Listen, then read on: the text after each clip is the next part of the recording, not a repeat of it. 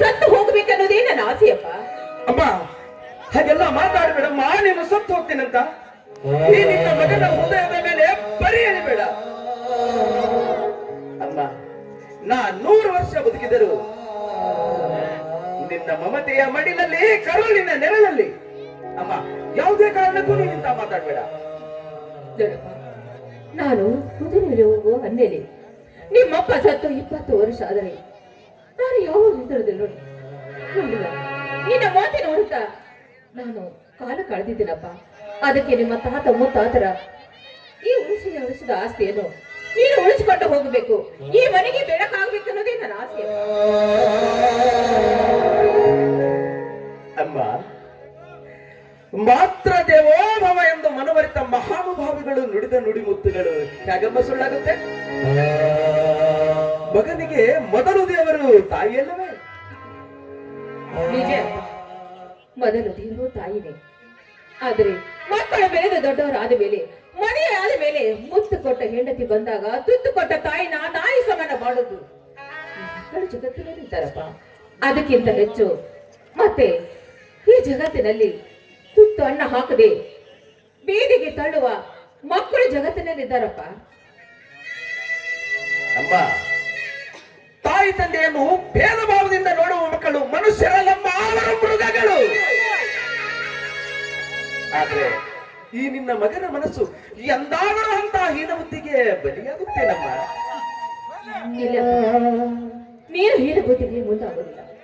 ಆದರೆ ಕಂಡವರು ಈ ನಮ್ಮ ಸುಂದರವಾದ ಸಂಸಾರವನ್ನು ನೋಡಿ ನಿನ್ನನ್ನು ಹಾಳು ಬಾಯಿಗೆ ತಳ್ಳಿ ಬಿಡುತ್ತಾರಪ್ಪ, ಹಾಳು ಬಾಯಿಗೆ ತಳ್ಳಿ ಬಿಡುತ್ತಾರೆ. ಅಮ್ಮ ಅಮ್ಮ, ಧರ್ಮ ನಂಬಿದವನು ಕೆಟ್ಟ ಕರ್ಮದ ದಾರಿಗೆ ಎಂದೂ ಕಾಲಿಡುವುದಿಲ್ಲ. ಅಮ್ಮ, ನೀ ಹೆತ್ತ ಈ ನಿನ್ನ ಮಗನ ಮೇಲೆ ಅಪ್ಪ ನಂಬಿಕೆ? ಇಲ್ಲಪ್ಪ, ನನ್ನ ಮಗನ ಮೇಲೆ ನನಗೆ ನಂಬಿಕೆ ಇದೆ. ಆದ್ರೆ ನೋಡೋರು ಈ ಚಂದವನ್ನು ನೋಡೋದೆ, ಒಳ್ಳೆ ಕೆಲಸ ಮಾಡದೆ ನಿನ್ನನ್ನು ಓದು ಧರ್ಮ ಕೊಂಡರಲ್ಲಿ ಹೋಗಿದ್ದಕ್ಕೆ ಅದಕ್ಕೆ ಹುಷಾರವಾಗಿರು ಅಂತ ನಾನು ಹೇಳಿಯಪ್ಪ ನನಗೆ. ಅಮ್ಮ, ಹೌದಪ್ಪ, ಯಾಕಂದ್ರೆ ಈ ಮನೆ ನಿಮ್ಮ ತಾತ ಮುತ್ತಾತರು ಬೆಳ್ಕೊಂಡು ಬಂದಿದ್ದ ಆಸ್ತಿ. ಈ ಆಸ್ತಿಯನ್ನು ಉಳಿಸಿಕೊಂಡು ಹೋಗೋದು ನಿನ್ನ ಕರ್ತವ್ಯ. ಅದಕ್ಕೋಸ್ಕರ ಉಳಿಸಿದ ಆಸ್ತಿಯನ್ನು ಬೆಳೆಸಿಕೊಂಡು ಹೋಗೋದು ಅದು ತುಂಬಾ ಕಷ್ಟಪ್ಪ. ಅದಕ್ಕೆ ಈ ಹೆತ್ತವರನ್ನು ನೋಡುದು ಅದು ಒಂದು ಪುಣ್ಯ. ಚೆನ್ನಾಗಿ ನೋಡ್ಕೊಂಡು ಹೋದ್ರೆ ಅದೇ ನಮ್ಗೆ ಸ್ವರ್ಗ.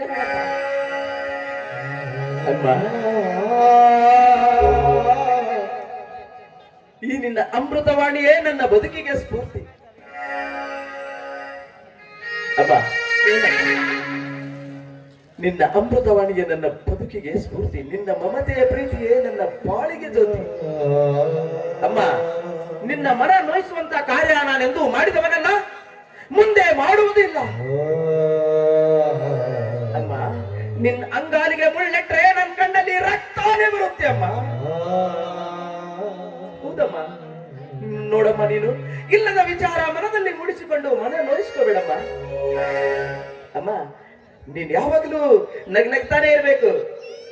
ಹೌದಮ್ಮ? ಹೌದೇನಪ್ಪ? ನಿನ್ನ ನಗುವೇ ಈ ಮನೆಯ ಸ್ವರ್ಗ.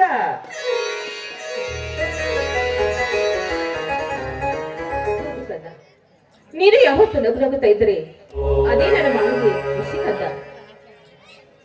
ಆಯ್ತಮ್ಮ, ನಾನು ಸ್ವಲ್ಪ ತೋಟದ ಕಡೆ ಹೋಗ್ಬಿಡ್ತೀನಮ್ಮ. ಆಯ್ತಪ್ಪ, ಹೋಗಿ ಬೇಗನೆ ಬಂದ್ಬಿಡು. ಆಯ್ತಮ್ಮ, ಬೇಗನೆ ಬಂದ್ಬಿಡ್ತೀನಿ.